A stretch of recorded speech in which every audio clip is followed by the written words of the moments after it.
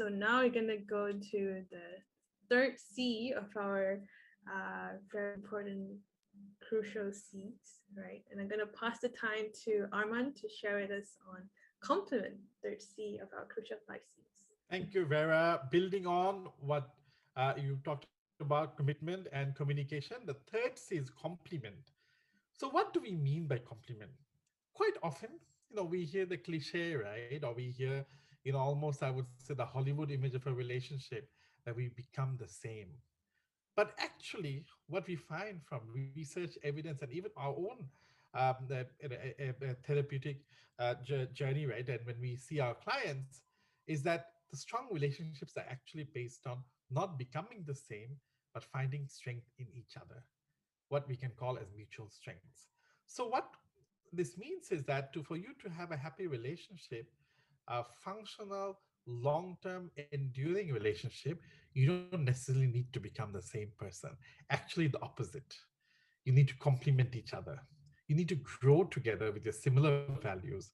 But at the same time, making sure that your personalities and interests, your uniqueness remains as it is. So you be yourself, but at the same time, experience new things with the partner and support each other in achieving your goals. And one thing to remember here, right, is in a way, perfection comes from imperfections. What may be your weakness can be actually the other partner's strength, and what might be the partner's weakness may be your strength. And I'll give you an example for that. For example, you may be someone who has a very structured personality. You need a routine for day to day, whatever you want to do. Whereas on the other hand, your partner is someone really spontaneous. In life, though, to succeed, we need a balance of both. Yes, we need structure, but at the same time, we need to be adaptable. Yes, you need to be spontaneous, but you need to have some discipline in order to make sure that you actually achieve your goals. So in a true partnership between two partners, one being structured, one being spontaneous, you can actually build on each other's strengths and overcome each other's weakness to achieve what you want to achieve in life. And this is where it's important, right? That for us to recognize that we bring different strengths to the relationship, we give, we take, and most importantly, we adapt as we need to for us to be together. But this is different than being in a state where you want to control and change. So bear in mind that adapt and change sound similar, but at the same time, when adapt is in the concept of give and take, it means that it is a relationship where you strike a balance, but at the same time you don't lose yourself. Whereas control and change is about losing your own identity and your own self, and that's never sustainable in a relationship. It may make it easy to avoid conflict in the short run, but in the long term, it will come back and haunt you. So to bear in mind here that strong relationships are not based on being the same, but really being your unique self at the same time, helping each other grow.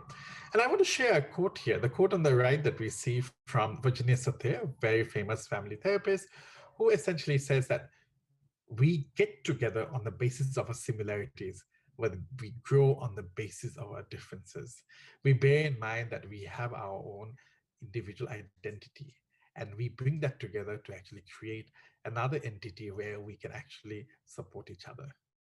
So moving on to the next slide, please. How do we do this? How do we really bring the best in each other out, right? So that's the question. So like I said, you don't want to be the same, but you want to bring out the best in each other. Number one, appreciating mutual strengths. For example, saying you have a better sense of, keywords there being better sense. So you recognize what might be the strength of the other person, and then your partner will also recognize what is your strength. So recognizing and appreciating that strength is really important. Number two, building on that appreciation is compliment on compliments, meaning the things that actually you both bring into on the table, right? So recognizing them and pointing it out and appreciating, but also giving the partner an understanding, right, of how it comes together to balance each other. So you could say something, I love how we balance each other out because. Third is empowering each other for decision making. Quite often, we often want to avoid conflict. We want to make it easy. It's easy to just say yes, just agree. But at the same time, that's not sustainable, and you will feel unfulfilled in a relationship. And if you feel unfulfilled in a relationship, you can never make yourself or your partner happy. So, try to plan together. Let's plan together, where you sit down together to see how best you can actually find a solution or actually make decisions on any plans that you have to do together. Next, we go to finding out about each other's needs. And this is where the love language is really important, right? Because those who are familiar with love language, there's 5 different types of love language, and between that, you can actually you can actually find how you communicate and how your partner communicates. And based on that, you can see that, okay, if your partner is someone who needs more of words of appreciation, then if you're getting her gifts, it may not really work. Likewise, if you're somebody who needs, let's say,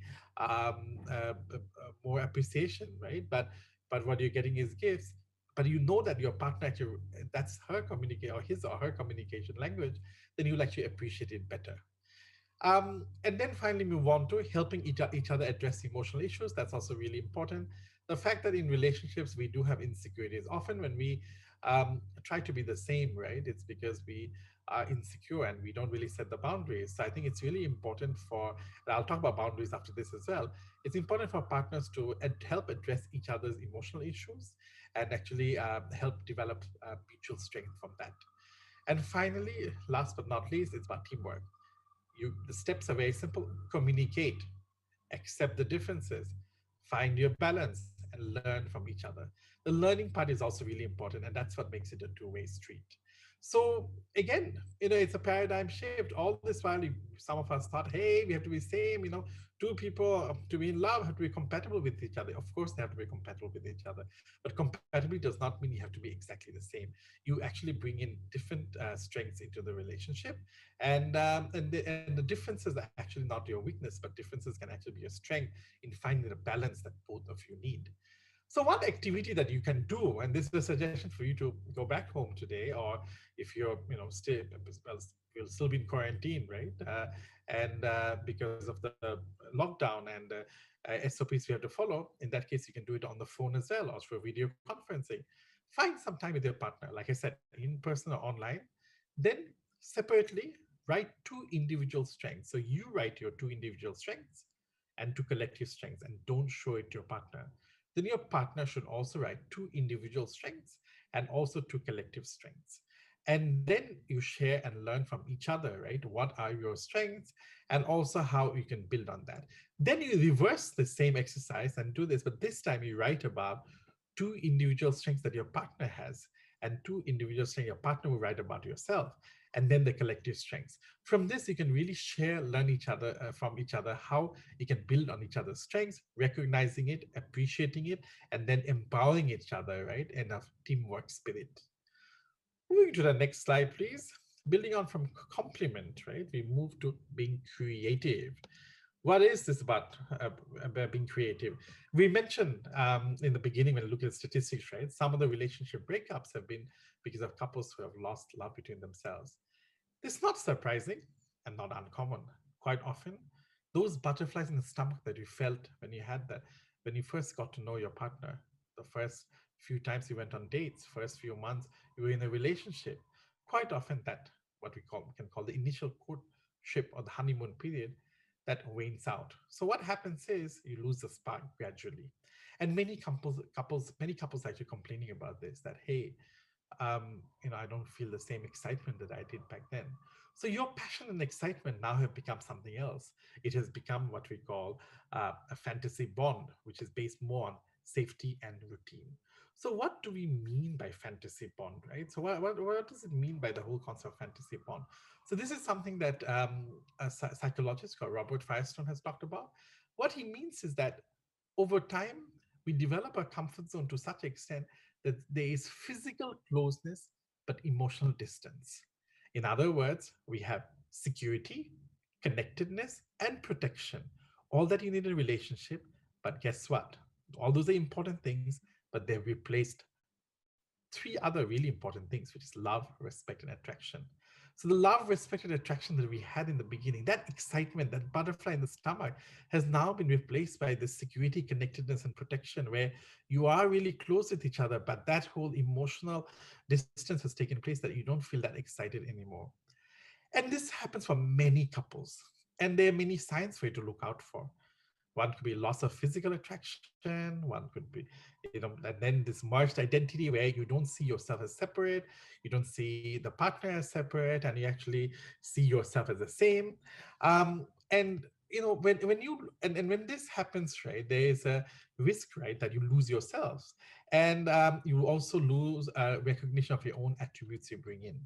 When it comes to the issue of loss of attraction, which I mentioned first, sometimes what happens is you really rely on someone to take care of yourself, and so much they put so much burden in the relationship, that in the end, that you lose that whole the initial excitement that was based on not security, but really based on the person, the chemistry you had. So while security is important, right, it cannot be at the cost of losing the chemistry that you had in the beginning. And the challenge here is that quite often we look at our partner as an extension of ourselves and not as an individual person. Remember, when you met your partner in the beginning, you liked them because of who they were, how they're different, how they brought something interesting, something exciting, and not necessarily just because you have the same attributes, right? Then we also have less consideration for ourselves, and when this happens, right, we often uh, let our let your you let yourself go physically or mentally. You take less care of yourself, again, both physically and mentally, and that will affect not only you but also your partner. Failing to share new activities, you know what? Now you don't do anything new. You do the same stuff. You come to a routine. You work, you eat, but that excitement they had in the beginning, you haven't been able to rediscover that again. So you're not really doing new things. And as a result, you know what happens? There's a lack of personal relating or more meaningful engagement. You talk about really practical things all the time. Yes, so you do have to talk about practical things like paying bills and all, or, something practical that you have to deal with. But at the same time, there is that personal relating, the meaningful engagement, the conversation you had that you don't have anymore.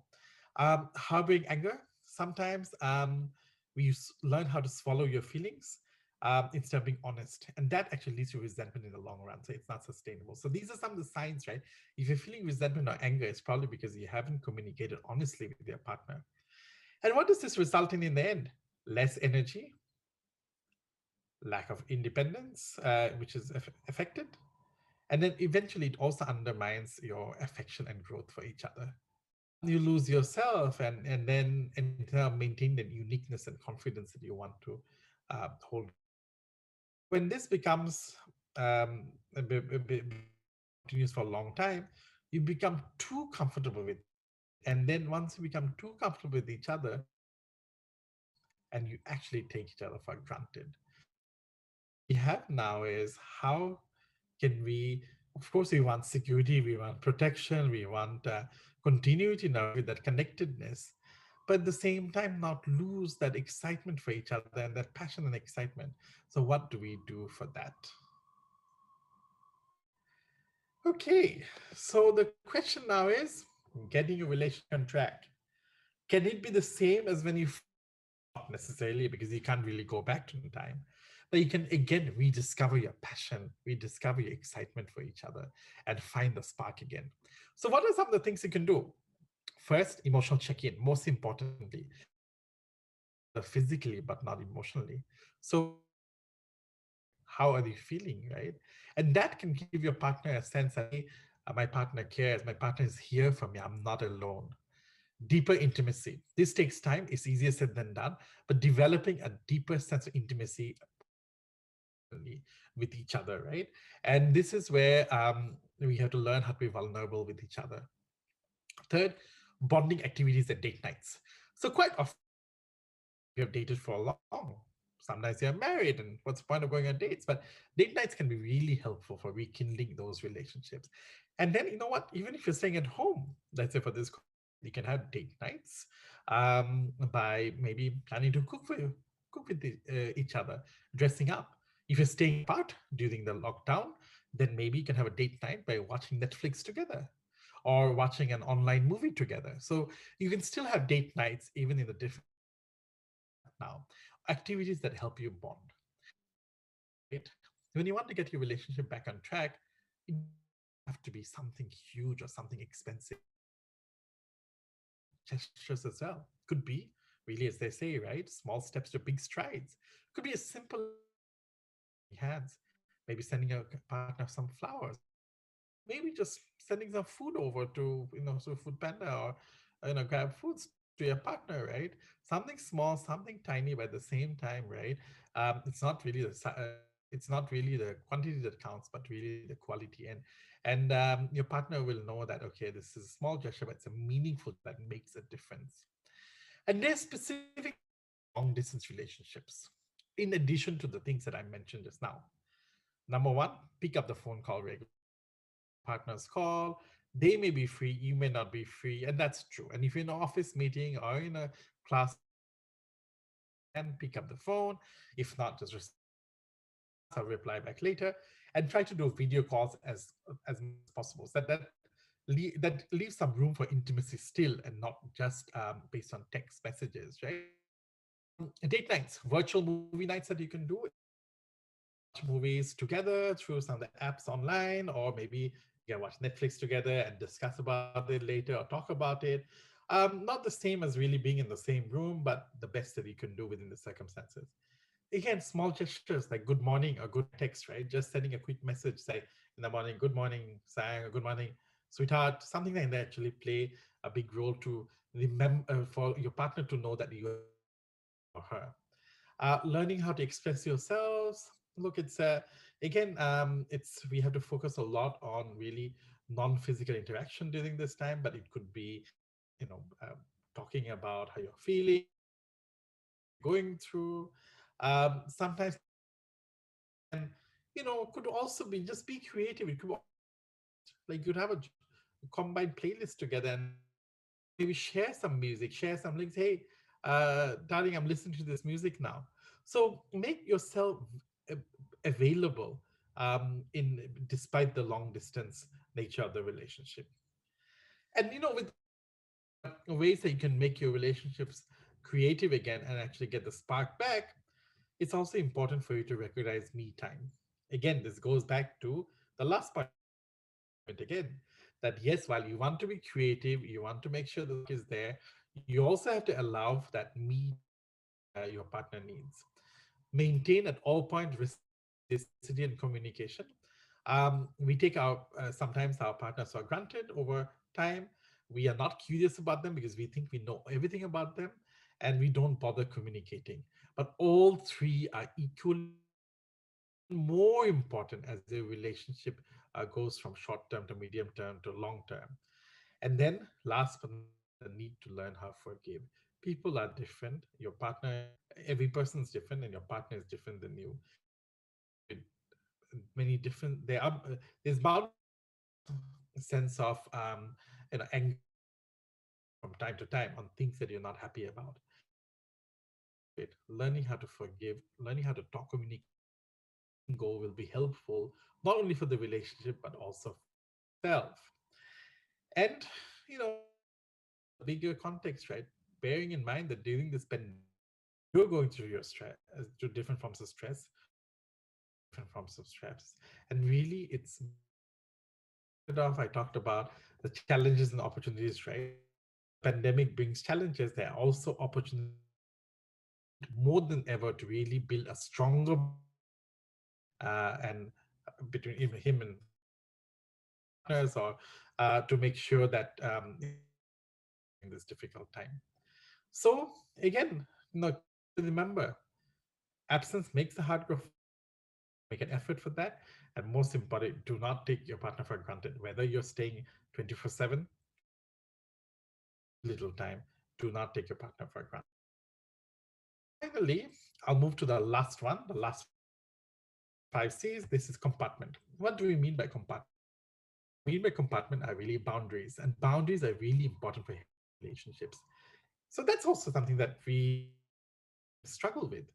We think that, hey, a relationship means that we have to be always together, we have to be always loving ourselves.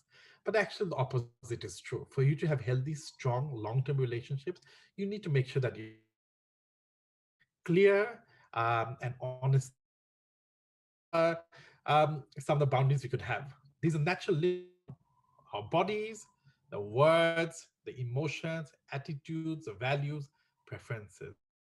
Why is this so important? Because when you know your boundary, This actually helps develop and foster ownership, responsibility, and understanding. What do I mean by ownership is then you know that if you're crossing that boundary, you know that, okay, I'm crossing the boundary, so I need to be responsible. Responsible for what? You're responsible for your own actions and the choices you make, as opposed to the concept that you're all the same, right? I am the same, we have no differences. The fact is, we do have differences, and for us to have boundaries, we need to not only have boundaries, but also recognize those boundaries and respect those boundaries. So, in a way, it would be like, I will do everything I can take to take everything. I'll do everything I can to take full responsibility for your actions. So in a way, in a relationship, right, you don't only have boundaries, but intangibly, there are things that are yours and your responsibility there as well, and also something that you owe to yourself and your partner owes to you.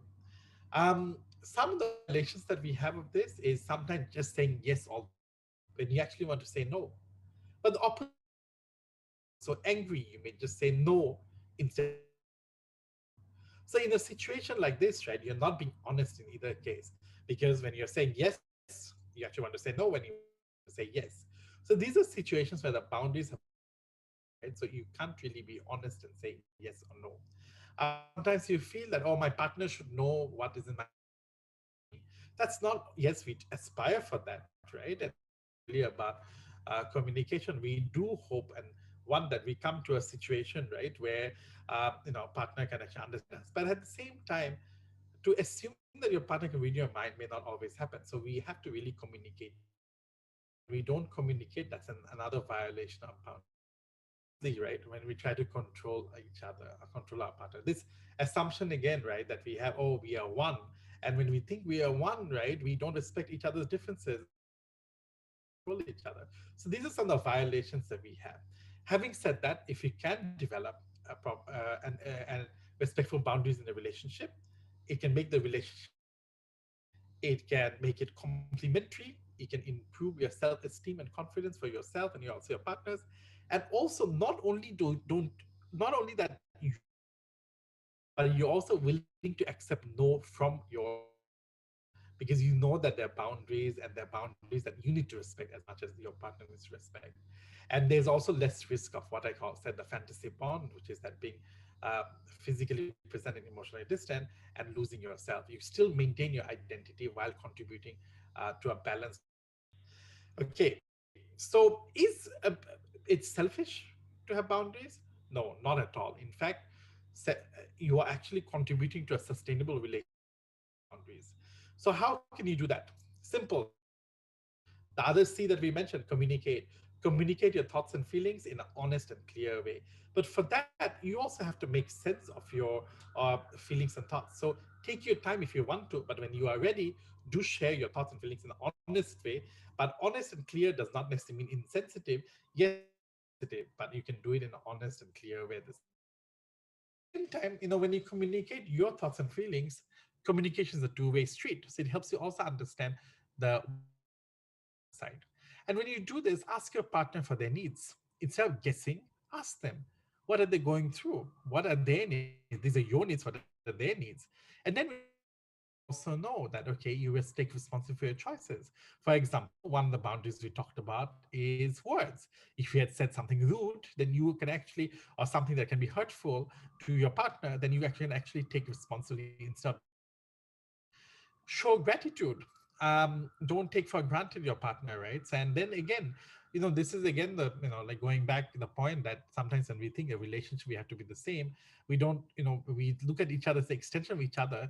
We don't show gratitude for the things that your partner does for you, right, for your sake. So when you have boundaries, you know better what your partner is doing for you and what you're doing for the partner. At the same time, when you give each other space, when you know the boundaries, you know the different needs that each other has, right? You can give each other more space. And then something that Vera mentioned earlier, and I'll just emphasize here again, that you can also build sustainable relationships and actually with boundaries by talking about yourself. Instead of saying you do this, you can say I feel hurt, because boundaries are much clearer from your perspective. Again, the other things you can do is maintain respect for your choices. So when the boundaries are clear, you realize that but the other person also has their own opinions, plans, ideas. So you accept that instead of trying to control them. And take into account, right, both yourself and the partner. So when you think about your plans, and so the boundaries is not only looking at yourself, but also looking at your partner. At the same time, right, it is sometimes hard for us to overcome these barriers.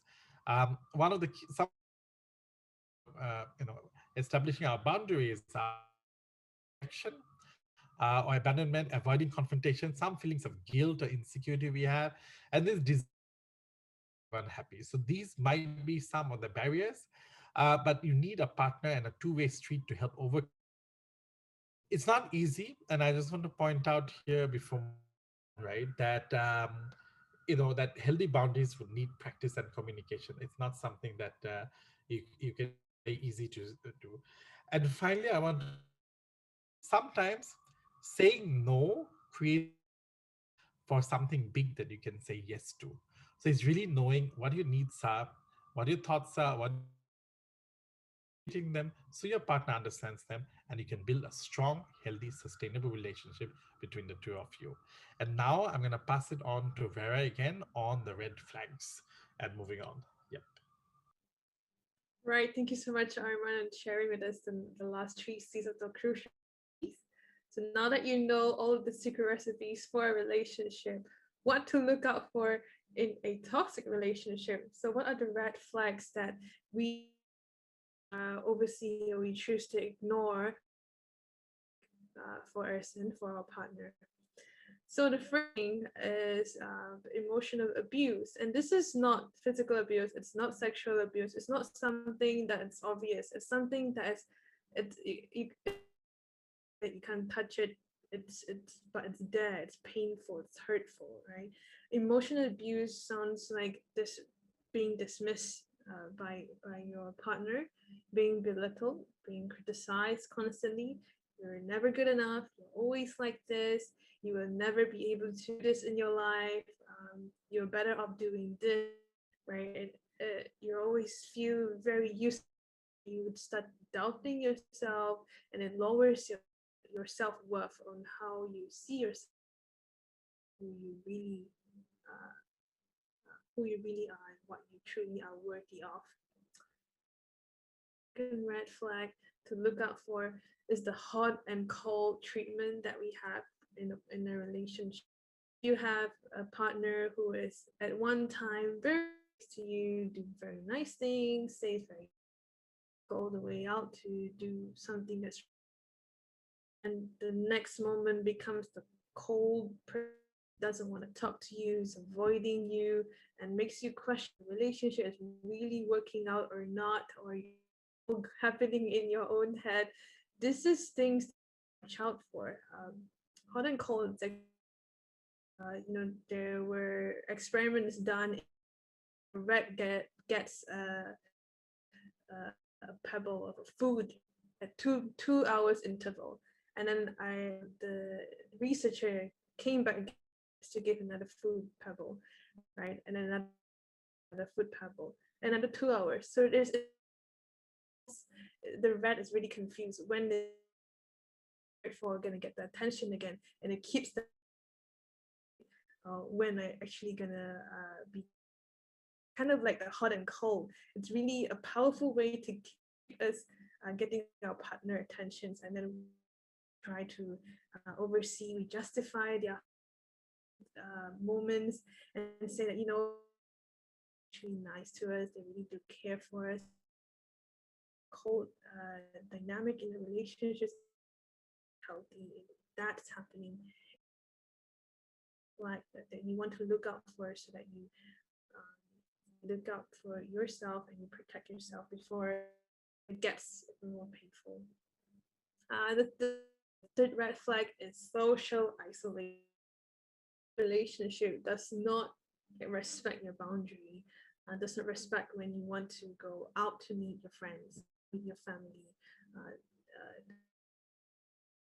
or criticizes anyone that you're hanging out with, not being nice to you, and really just wanting to keep you isolated in the relationship. Only you and me in this world, no one else. And that's going through something in the relationship, sometimes it's helpful to reach out to our friends and our family who knows us and may see things from different perspective. And when we lose that support, it's going to be very tricky to want to leave this relationship when you realize that it's toxic for you, because what you're going to feel essentially is, if I leave this relationship, I have no one else in my life, right? And that's a scary thought to have. And so if you're feeling like that in a relationship, this is a red flag that you may be in a really toxic relationship. So I'm going to talk about breakout recovery, moving on. So if you're in a toxic relationship, you decide to take the step of leaving the relationship, a really courageous and healthy step, or it could be just a general, it could be a relationship that didn't work out and you realize that the both of you are, it's time to end the relationship and you broke up. What do you do to move on from there on? So we're going to talk about, again, the compartment part of the crucial 5 C's that Dr. Arman mentioned earlier on, right? Compartment is where you respect your own boundary, you respect your partner's boundary, and in respecting your own boundary, you make time for things that you like, people that you like, things that you care about, right? And that brings us to the first point of self-care. Going back to your hobbies, things that you like to do, things that you enjoy doing. It could be cycling, it could be writing, it could be crafts, it could be painting, it could be playing the guitar, the piano, it could be anything that you enjoy doing and is unique to you that you like to do. It's time then, one of the way to move on is to really going back to what you enjoy doing and making time for that. The second is to reconnect with people that you love. So it's your friends, it's your family. If you were previously in a toxic relationship, this is something that you really want to spend more time on, because perhaps in that toxic relationship, you've been prevented from spending more time with your family or spending more time with your friends. So this is something you want to reconnect. Or if you have already been connecting, then then the way forward is to strengthen that connection, continue to build that relationship with your friends, with your family, make time for them, make plans to go out. Or if this breakup has been affecting you, you find yourself not being able to concentrate, say if you're still studying, you can't concentrate in class or in exam, or if you're working, you can't pay attention, you can't do as well in your work as you previously did. You feel like it's hard to wake up in the morning, you just want to lie in bed the whole day. It's affecting you in that much of a depth. Then it's time to think about going for therapy. Talk to your therapist about how you felt, how the relationship was, understanding what are the dynamics that was involved in the relationship, and establish that self-assurance, things that you did right, you did okay, the things that you tried for the relationship, and from there to build your self-esteem, right, about who you are and what you've done. So that brings us to, if you're going into looking at services, mental health services, where can you go? So I'm going to talk about, just briefly go through the hotlines and mental health services that we have. So 24-hour online, the hotline service, if you're going through abuse and you're a woman, you can reach out to Women's Aid Organization. They have a 24-hour hotline and also a WhatsApp called Tina that you can contact. We also have befrienders if you need someone to talk to. Talian Kasih by the government set up to health hotline for anyone to reach out. They have it in English, in Malay, in Chinese, in Tamil, all of the languages. We also have Sarawak Women for Women's Society. It's a drop-in service that they provide. You come into the center. It's based in Kuching. Or you can call their crisis phone line. They work at a specific time of the day, so you can check out their website to know more before you contact them. Or you could go for therapy services under us, ThriveWell. We have an office in Miri at Permain Jaya. If you want to check out more on that, on what the services that we provide, you can go to our website or follow us on social media. Another one is the Mental Health Association of Sarawak that you can reach out to for mental health services. All right, so I know that we have a Q&A session, but we're going to do this in a separate episode.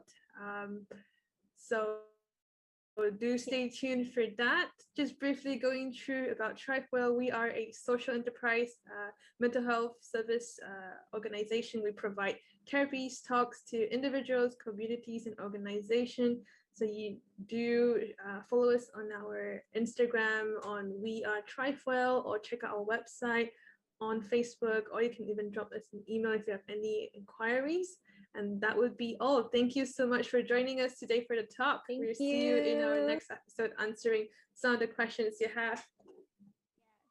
Thank For the you. next episode, which we're gonna talk about like your which we're gonna discuss about your questions and your concerns on relationships. So it was a really insightful session. I learned a lot. And yeah, sometimes we don't really know what we're doing and everything. So it takes effort, but it's worth it. That's right. Thank you so much, Rachel, for Yeah. having us. Thank you very you. much for having us, and thanks to our audience as well. And just want to leave you with the last words that look, the pandemic has made relationships difficult, but there's no reason to feel that your relationship is doomed for failure. It can, in fact, be an opportunity for you to build a stronger, closer, and more meaningful relationship during this pandemic. Having said that, as my colleague Vera just highlighted now, we try our best to make relationships work, but there may be certain red flags, in which case it's mutually beneficial to decide that you break up and actually move on. So while that does not necessarily have to be the first option, it's something that also cannot be ruled out, in the sense that if there are certain red flags which are not good for your and your partner's mental health. So with that, wish you the best, and wish you loving, happy relationships during this pandemic and also beyond that. Take care and stay well and stay safe. Thank you All for having right. us. Take care and have a nice day.